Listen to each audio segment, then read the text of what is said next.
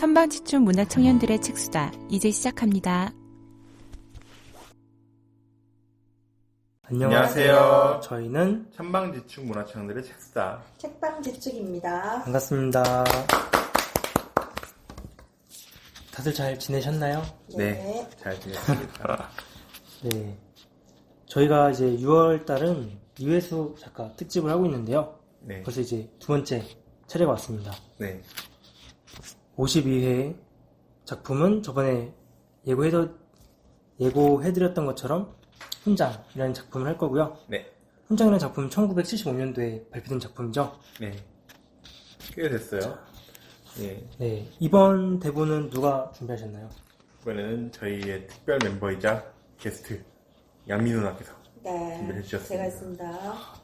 혹시 그럼 테마는 뭘로 정하셨죠? 예, 테마는 화해로 하려고 정했거든요. 화해에 대해서 다들 어떤 뭐 경험이나 그런 거에 대해서 잠깐 얘기를 해볼까요? 화해? 화해하면은 사실 화해 자체가 좀 힘든 일이에요. 그쵸. 내가 잘못했는데 그 사람도 마음을 돌려야 되고 나도 잘못한 걸 인정해야 되는 부분이니까 둘이 합이 맞아야 되는데, 근데 최근에 그런 일이 있었어요. 아버지랑 화해한 경험? 말하자면 아버지랑 그렇게 사이가 좋지 않았는데, 근데 얘기를 최근에 나누다 보니까 아버지가 좀 날 받아들일 여유가 좀 있구나 싶어가지고 좀 화해를 하려고 얘기를 하니까 다행히 아버지가 잘 받아들여 주셔서 되게 고마워하고 이런 일이 있었습니다. 근데 사실 그렇지 않은 경우가 많죠. 살다 보면 화해하기 어려운 경우가 훨씬 더 많으니까. 네. 어쨌든 그런 경험이 있습니다. 네. 그 화해라는 건 일단 싸움이 먼저 전제돼야 되는 거잖아요. 그러니까 제가 생각할 때 화해는 잘 싸우는 사람들이 화해도 잘 한다라고 생각을 하거든요. 정말 진심을 다해서 싸우고 진심을 다해 화해하는 진심을 다해 부부 생활을 해오신 분의 말씀인 것 같아요. 네, 그래서 저는 그렇게 생각해요. 싸울 때도 진짜 자기 자신에서 정말 모나거나 서운하거나 화나는 부분을 솔직하게 털어놓을 수 있을 때 화해도 결국 잘 할 수 있는 것 같아요. 중요한 교훈이네요. 네. 제가 좋은 부부 생활하는데 참고하도록 하겠습니다. 연륜자의 또 나이가 나오는군요.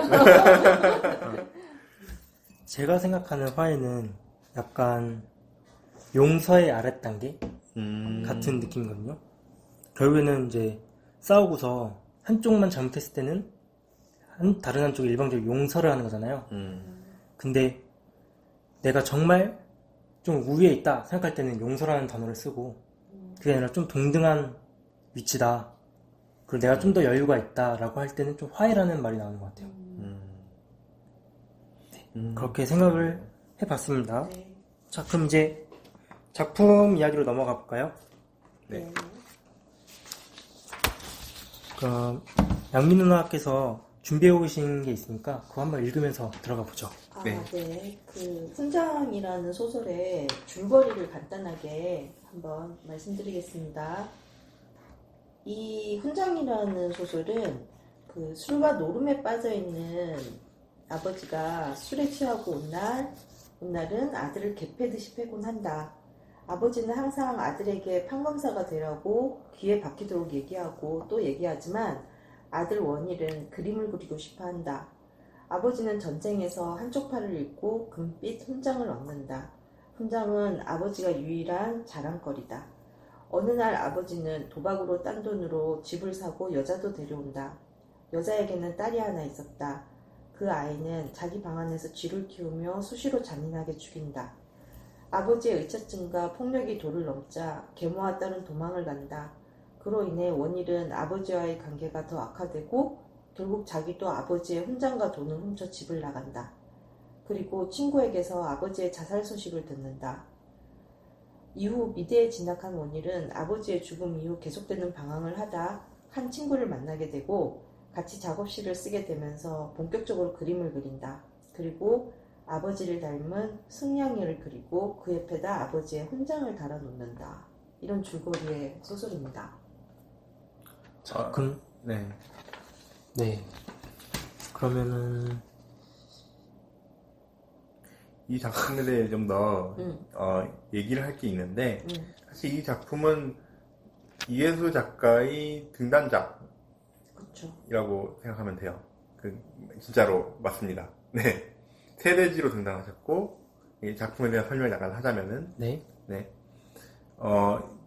이전에는 강원일보를 등단하셨지만은 너무 준비 안 된 상태에서 했다고 생각이 들어서 3년 동안 공부를 하시고 그 다음에 세대지의 이제 중편 소설로 냈던 작품인데 이게 상금이 이제 세대지는 아예 등단작을 안 배출한 적도 있었어요.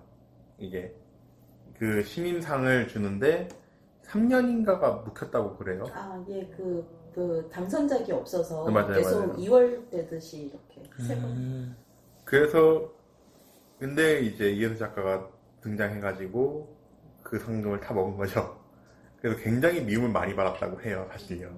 왜요? 그런 얘기가 있어요. 그게 밀려있던 상금을 어디서 모르는 놈이 와가지고 헤쳐먹었다. 이런 시기의 질투를 받았다고 얘기를 들었어요. 그러니까 아무래도 그런 거죠.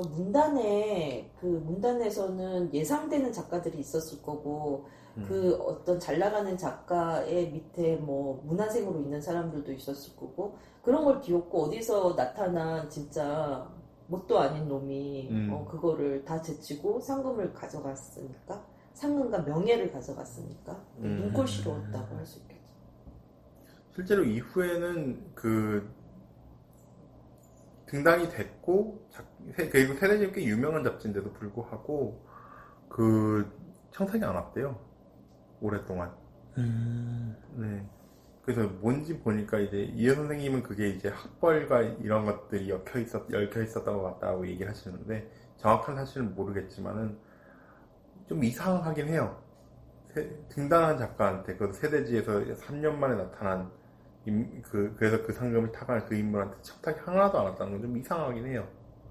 그런 생각을 잠깐 할 때가 있었습니다. 근데 요즘은 등단하면 바로 그렇게 청탁이 많이 들어오나요? 요즘에 어때요? 제가 아는 걸로는요, 한 해에 등단한 사람이 100이다라고 하면 30 정도한테만 진짜? 청탁이 들어가고요. 그렇게 많이 안 오네요. 네. 그리고 두 번째 청탁 이후에 또 청탁이 들어가는 건 그 30에서도 또 벌써 한 2명 정도? 그러니까 한 해에 등단한 사람 중에 2명 정도가 꾸준히 발표를 한다? 그럼 살아남은 걸로 생각하는 거죠. 10년간. 등단작이 그냥 마지막 작품이 되는 경우도 많고. 네, 거의 대다수가 그렇게. 그러니까 아마 그 시절에도 다르지 않은 상황이지 않았을까요? 그럴 수도 있겠네요. 네. 어쨌든 이건 사이드 스토리. 네. 네, 자, 그러면은 다들 이 작품 어떻게 읽으셨는지 한번 이야기를 해보기 전에 네. 저희 말고 박민규 작가도 이 작품을 읽었다고 하는데요. 양민화가 준비해주신 대본에서 한번. 박민규 작가는 작품에 영향을 받았을 뿐만 아니라 선생님하고도 친분이 있으신 작가예요. 그래서 선생님한테 예전에 놀러 오고 서로 얼굴 보고 그러던 작가셨는데 요즘은 뭐하고 계신지. 산미 슈퍼스타즈 그것 때문에. 그러니까 그거가 언제 얘긴데 아직까지 그런 영향을 미쳐요? 최근이 아니구나. 한 몇 년 전에 창비에서 박민규 작품을 한번 읽어본 적이 있어요. 네. 네, 복귀했죠. 네. 뭐였다고요? 복귀했어요. 아, 복귀했어요? 네. 근데 뭐였죠, 그 작품이? 데우스 엑스 마키나였나 그것도 이름이 신에 대한 이야기인데 누가 봐도 신인 사람이 갑자기 나타나가지고 거인인데 배불뚝이 아저씨예요. 근데 되게 이상한 소설인데 박민규답게. 그래서 막 대륙을 막 뜯어 먹어요 이렇게 배고프다고. 그래서 난리가 나요. 재앙이 일어나는데 근데 여자 신이 또 나타나요. 그래가지고 둘이서 이제 교합을 하는데 정말 이상한 작품이었어요. 박민규 작가 작가의 작품은 굉장히 평이하고 재밌는 작품도 있는 반면에 굉장히 충격적이고 이상한 작품 이렇게 약간 나뉘는 것 같아요. 제가 처음으로 이제 아내한테 선물로 줬던 책이 박민규의 카스테라는 책이었는데 아내가 그 책을 기억은 하지만 좋아하진 않아요. 너무 이상해서. 너무 이상해서. 그래서 박민규 하면 분명히 아는데 근데 아내가 그리 좋아하지 않는 작가로 분으로 분류됐어요. 그래요. 저 난해한 게 많죠. 난한 게 많죠. 네. 어쨌든 그럼 양민 누나는 이 작품을 어떻게 읽으셨는지 한번.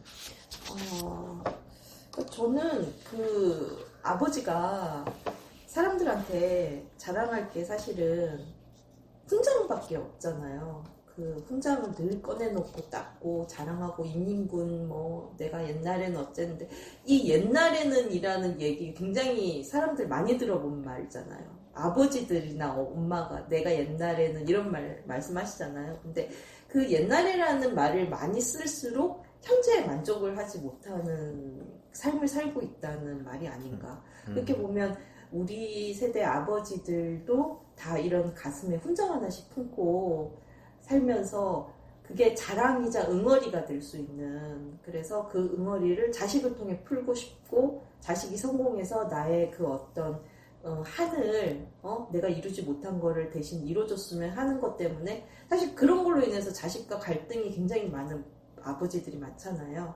그러니까 어떻게 보면 이거는 이 시대를 살아가는 그 가슴에 훈장이라는 응어리를 안고 살아가는 부모들의 얘기일 수도 있겠다, 그런 생각을 했었거든요. 어떻게 뭐 거북은 부모님이 기대가 크셨나요? 컸죠. 크셨죠. 저는 기대를 아무도 안 하셨어요. 그래서 갈등이 없었나? 기대가 있을수록 사실 갈등이 커지게 되는 거죠. 뭔가 사람에게 더 나은 모습을 보이기 원하는 거죠. 결국 기대는 자기 욕심이니까. 그러면 양민 누나는 훈장을 그 부모 세대의 응어리라고 네. 보신 거네요. 네, 그렇죠. 거북왕 어떻게? 아버지가 보는 훈장의 상징은 자존심이었을 것 같아요.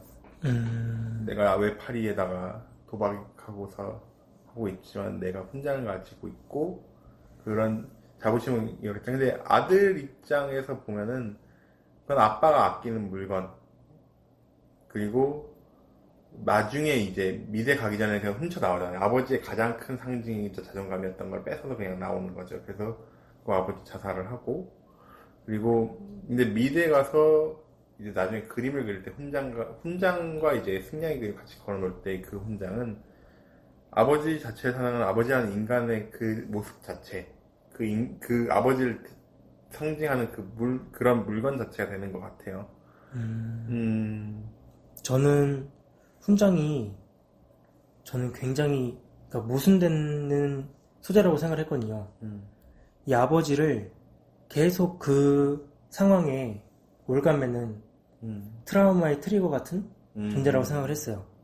그래서 저는 오히려 이 훈장 때문에 아버지가 더 이상 앞으로 나아가지 못하고 계속 그때 그 시절로 묶여가지고 그렇게 가족들한테 폭력을 쓰고 그렇게 비참한 삶을 살았던 게 아닌가. 그래서 주인공이 훈장을 가지고 도망을 쳤잖아요.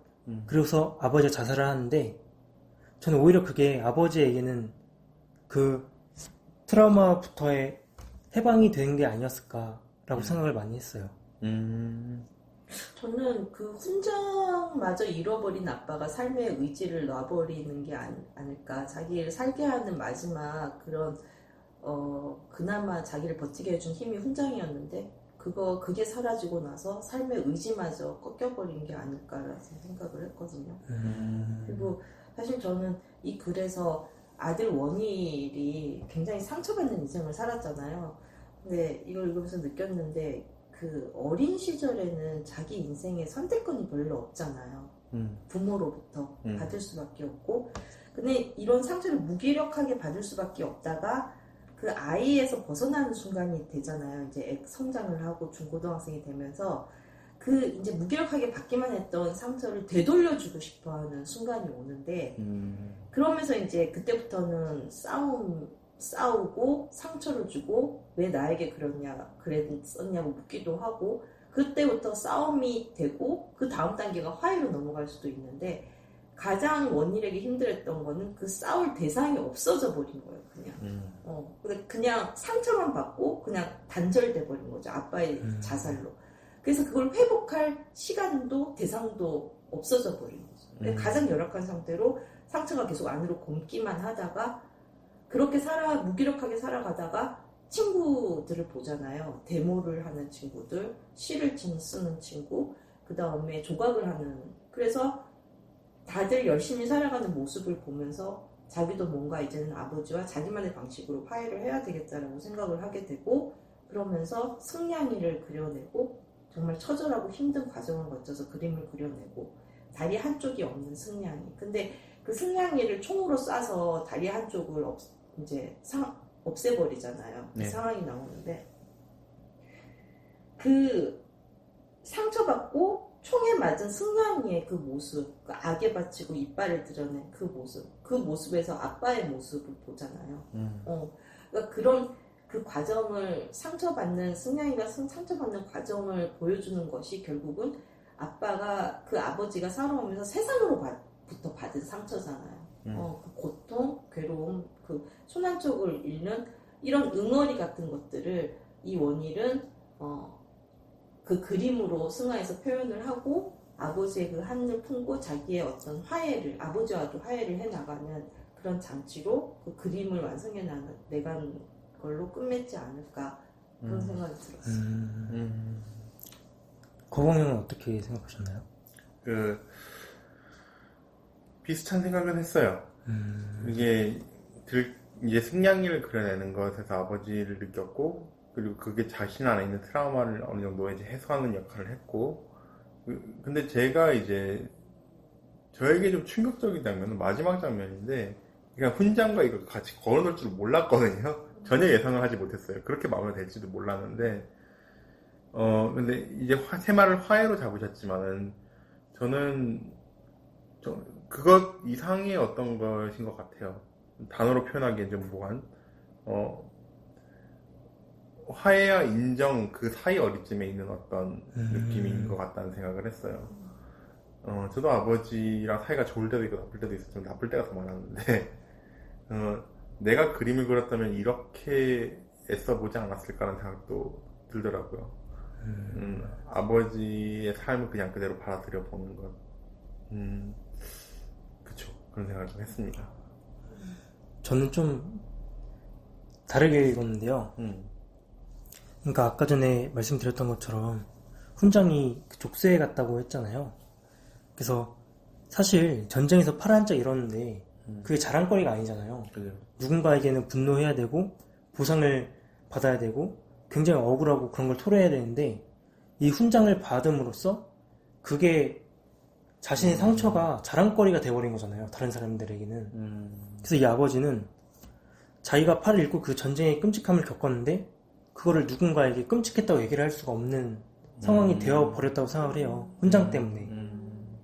그래서 그 승냥이가 한쪽 그 다리를 잃고서 막 그렇게 분노를 표출하는 모습을 보면 왜 아버지는 이게 당연한 건데 당연히 한쪽 다리를 잃었으면은 누군가에게 분노하고 그 대상에 대해서 증오하고 원망하는 게 당연한데 아버지는 그럴 수가 없었잖아요. 그게 불가능했고 이 사회 자체가 그렇기 때문에 이렇게 왜곡된 폭력으로 계속 나타났던 거고 그거를 주인공이 알았던 게 아닐까, 깨달은 게 아니었을까. 그래서 그림을 그리고 이렇게 훈장을 걸어놨던 게 그 깨달음에 대한 그게 아니었을까? 라고 생각을 했어요. 그래서 제가 항상 생각하는 거지만 이혜수 작가는 그런 생각을 했던 것 같아요.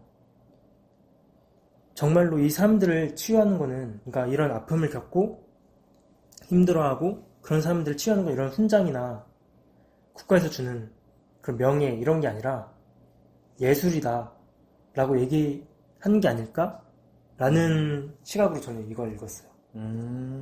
그림을 그려낸 게 예술로 결국은 한 거라고요?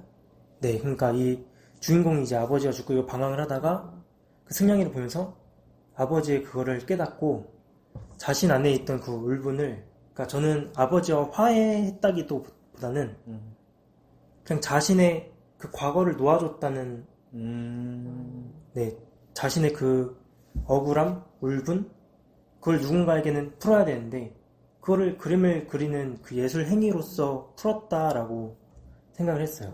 근데 왜 늑대도 아니고 개도 아니고 승냥이었을까요? 이걸 집필할 당시에 승냥이를 많이 보지 않았을까요? 왜냐면 개나 늑대였으면, 그러니까 이해수 작가가 다룬 이제 소재들이나 이런 게 자기 주변에서 체득한 거에서 많이 가져오는데 늑대였으면 목숨이 아니, 제가 생각할 때는 늑대는 어떻게 보면 당당한 동물이고 승냥이는 좀 약간 비굴한 맞아, 어떤 맞아. 그 아래급에 그래서 승냥이를 선택한 게 아닐까 그런 생각이 그렇게 생각하니까 더, 네. 네, 아버지는 연결되는 것 같아요. 식강이 얘기한 얘기를 들어보면 그 훈장이 족쇄가 돼가지고 결국 이게 사회적인 문제에 대해서 다루고 있는 소설처럼 느껴지기도 하네요. 그렇게 읽어보진 않았던 것 같아요. 그리고 너는 훈장을 받았으니까 너는 팔을 잃었지만 우리가 훈장을 줬잖냐. 그러니까 더 이상 우리를 원망했으면 안 된다라는 족쇄가 될 수도 있었다는 거죠. 딱 저는 아들의 입장에서만 아버지를 바라보는 느낌으로 읽었는데 그렇게 생각하면 상당히 새롭네요. 그런 사회의 문제점을 지적한 소설로 읽힐 수도 있구나라는 그럼 생각이 가장 들어요. 큰 희생자와 상처를 받은 사람은 여기서 사실은 아버지죠. 그쵸. 동시에 이제 아들로서는 용서할 수 없는 사람이기도 한 거죠. 좀 약간 아쉬웠던 거는 그 계모와 그 딸의 네. 그거를 잘 나가다가 갑자기 그냥 도망치는 걸로. 도망치는 걸 끝내버리고 그러기에는 딸의 비중이 너무 그렇죠. 크게 느껴지는데 맞아요. 그러다 그게 뒤에 오히려 시를 쓰는 그 여자에 대한 얘기보다는 그 계모의 딸에 대한 얘기가 조금 더 이어졌더라면 그런 생각도 들긴 해요. 예. 근데 뭐 첫 소설, 등단 소설이니까 그러니까 네네 이런 생각도 커버를 하자면은 그렇게 네. 하는데 근데 그 말은 틀리지 않았다는 분석을 네. 하셨다는 생각은 들어요. 그 쥐 잡아 죽이는 장면이 되게 끔찍스러운데 그렇죠. 그게 굉장히 그쵸. 사람들한테 그걸로 인해서도 뭔가 나올 수 있을 것 같은데. 맞아요. 그러니까. 그리고 또 설득력도 있었어요. 그 쥐를 죽이는 그 여자의 분노도 조용한 분노. 맞아요. 좀 더 읽어볼 가능성도 있는 것 같아요. 어쩌면 그런 부분에서 좀 더 다양한 분석이 나올 수 있는 지점도 될 수도 있겠다는 생각도 드네요. 그럼 이제 슬슬 마무리해볼까 하는데요. 네. 이 글을 권해주고 싶은 사람에 대해서 한 번씩 얘기해볼까요? 저는 작가 이회수를 그냥 유명인 정도로 생각하는 사람들이 한번 읽어봤으면 좋겠어요. 그게 장편인 고수도 재밌었지만은 장편도 잘 쓰죠. 이제 2, 3위 딱 등단작을 읽어보면은 이제 이 누구든지 그 뛰어난 작가들 딱 등단작을 읽어보면 이 사람이 어떤 시선으로 세상을 봤고 이게 어떤 식으로 발전했구나까지 느낄 수 있잖아요. 그래서 자꾸 이예수 선생님이 그 언론의 먹잇감이 되고 계속 그 나쁜 댓글들과 이런 리플과 싸우고 이런 것들 보면 좀 안타까워요. 이 사람 책 한 권이라도 읽어보고 얘기를 하지라는 생각이 들거든요. 근데 그런 사람들이 꼭 알겠지만 틀림없이 근데 그런 사람들이 꼭 읽어봤으면 좋겠어요. 이 사람이 뭘 하려고 했던 작가인지 지금은 뭘 하고 있는지까지도 알면 좋겠지만 그것까지 바라지 않더라도 이 소설 한 편은 좀 읽어봐라. 네, 이런 작품을 쓴 사람이다라는 걸 알았으면 좋겠다는 생각을 합니다. 저는 좀 그냥 쉽게 크게 막 엄청 이 인간관계 따지고 이 인물은 어떤 인물이고 이런 걸 생각 안 하고 읽고 싶다 하는 사람들을 읽었으면 좋겠어요. 왜냐면 너무 요즘 소설은 이제 복잡한 게 많잖아요. 맞아요. 막 숨겨진 뭐 이야기도 많고 뒤에서 갑자기 막 반전이 막 연달아서 나오고 이래서 막 머리도 써야 되고 그런 게 많은데 그냥 술술술술 읽을 수 있는 소설을 읽고 싶다 하면은 읽어보면 재밌지 않을까. 네. 크게 막 고민하고 그럴 건 없잖아요. 맞아요. 양미 누나는 예, 저는 이 글을 두 분처럼 이렇게 말을 해야 되는데 너무 교과서적이에요. 어린 시절 부모님하고 갈등이 있었던 그 상처받았던 사람들에게 보내주고 싶은, 왜냐하면 이렇게 정말 끝까지 몰고 가지 않고도 화해할 수 있는 그런 것을 찾길 바라는 마음으로, 그러니까 결국 매듭의 끝을 쥐고 있는 사람은 자신이며 극복할 수 있는 것 또한 스스로의 의지에서부터 시작되는 게 아닐까. 그러면 이 소설을 뒤집어서 아빠가 죽고 그림을 그리고 극복하는 게 아니라 내가 극복하고 갈등을 풀어내는 그런 시선으로도 글을 볼 수 있는 그런 계기가 됐으면 좋겠다는 생각입니다. 한번 뭐가 생각이 나가지고. 저도 갑자기 생각난 게 있어요. 말해주세요. 제가 먼저요? 네. 이제 심리 상담이나 이런 거 받으면서 그림치유와 동하잖아요. 근데 교과서로 그림치료 교과서 그린치유가. 성공 사례 1 해가지고. 근데 그래요. 이미 나에게 너무 상처를 줬던 사람이 이미 죽어버리면은 그건 한이 된다고는 얘기를 들은 적이 있어요. 그래서 결국 죽고 나서야 내가 그림으로 극복을 했는데, 결국 살아있는 사람이 견뎌나가면서 계속 나아가야 되니까 그 사람이 뭔가를 해야 되는데, 이런 걸 생각하면 좀 서글퍼지네요. 좀 이게 살아있을 때 좀 잘하지 라는 생각도 들고. 네. 참 그게 답인데 마음대로 안 되죠. 맞아요. 그러면은 자, 이제 곰팡이 점수 한번 매겨볼 텐데요. 네. 순서는 이번에는 제가 먼저 하고 네. 거부광형 그리고 마지막 양미 누나 하는 순서대로 하겠습니다. 네. 저는 37점 오, 높네. 주겠습니다. 왜냐면 아까 얘기도 나왔지만 저는 기본적으로 좀 불필요한 게 많은 소설을 별로 좋아하지 않아요. 그리고 좀 짜임새 있는 소설을 좋아하는데, 아무래도 아까 얘기가 나왔던 것처럼 미숙한 부분이 있잖아요. 그리고 아쉬움이 너무 많이 남아서 아니 여기서 더 뽑아낼 수 있을 것 같은데. 이제 딸 캐릭터가 잘 그쵸. 잡혔는데 사실은. 그래서 만약에 이혜수 작가가 지금 만약에 이 소재를 가지고 이 내용을 가지고 쓴다면 훨씬 좋은 게 나오겠구나 하는 게 그냥 느껴지잖아요. 네, 그렇죠. 그렇죠. 그래서 그 아쉬움 때문에 37? 37. 알겠습니다. 저는 22.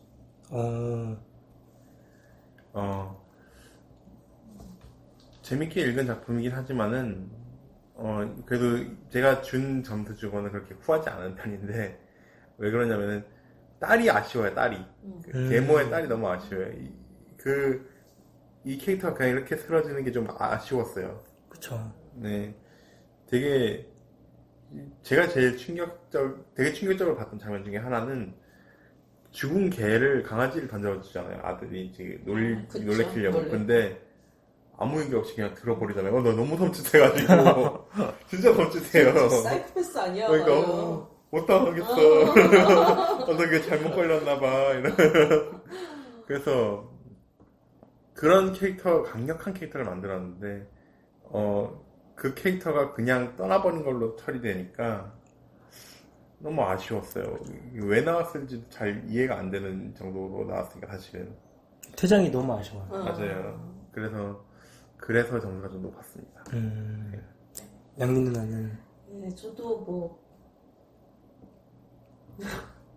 저 25% 드리겠습니다. 좀 높죠? 아니, 저도 사실 그 1부, 이게 이제 3부로 나눠서 이 소설이 돼 있었는데, 맞아요.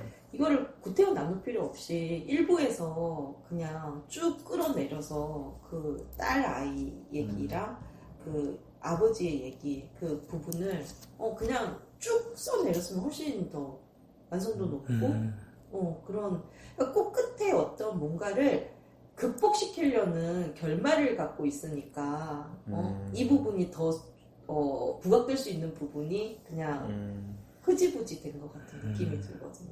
그래서 그 부분이 좀 아쉬워서 25% 드리겠습니다. 네. 알겠습니다. 그러면 종합해서 28%. 네. 좀 높은 점수네요. 생각보다. 아니, 그런가? 선생님 종이 작품이잖아요. 예, 처음부터 잘하는 사람이 어디 있습니까? 이거. 찔려서 네, 첫수를 이런 사람이 어디 있습니까? 찔려서 괜히. 리메이크 한다면 굉장히 정말, 재밌을 것 같아요. 맞아요, 정말. 맞아요. 그쵸. 네, 리메이크 탐나는 맞아요. 네. 네, 그런 선생님 소설인데 일어나시면 한번 권해볼까요? 그러면 그럼 또 권총. 우리가 뭐라고. 그게. 그러면 형이 한번 작업해보겠다고 말씀드려보세요. 훈장을 리메이크 해보겠다. 등단부터 하고. 나는 누구처럼 막 써가지고 등단될 수 있는 사람은 아니라서. 아, 혼장 리메이크 한다고 한번 말해볼까? 진심이다, 이 표정. 왜냐면 이게 너무 아쉽지 않아요? 그러니까. 맞아요, 네, 아쉬워요. 아쉬움이 너무 커가지고. 그러면은 이제 6월 둘째 주 52회 훈장은 여기서 마무리하겠고요. 네. 53회는 누가 준비하시나요? 네, 제가 준비했습니다. 네. 거부광이 준비한 이예수의 꿈꾸는 식물입니다. 지금 우리가 되게 옛날 작품들을 다 다루고 있긴 하지만은 제가 이 작품들로 최근 작품보다 이런 작품들을 다루고 싶었던 게 꼭 청취자분들이나 이 팟캐스트를 듣는 모든 사람들이 알았으면 좋겠는 게 이예수는 유명인이 아니고 작가예요. 그걸 꼭 얘기해주고 싶었어요. 그래서 한창 선생님이 그 어마어마한 에너지를 담아가지고 썼던 작품들을 보여주면서 같이 느꼈으면 좋겠습니다. 꿈꾸는 식물 기대해 주시고요. 네. 네. 그러면은 저희는 다음 주에 513회 꿈꾸는 식물로 찾아뵙겠습니다. 지금까지 메인 MC 식강 메인 PD 거부광 메인 게스트 김양미였습니다. 감사합니다.